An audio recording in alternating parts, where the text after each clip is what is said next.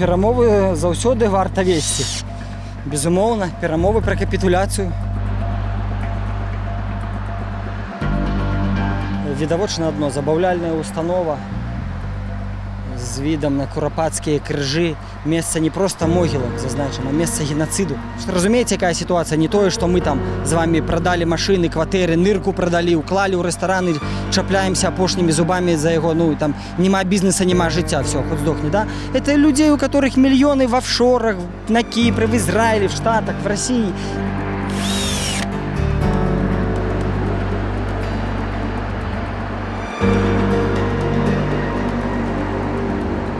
Я сейчас здесь по-другому. По якому? Давайте обмеркуем. По вот этому вот безобразию. Это моя властность. Давайте обмеркуем. Чему безобразие? Давайте пройдемся. Ваша властность. Почему она здесь размещена? Это ваша земля, вам земля нельзя. Так это назва артикула «Куропатый дорога смерти».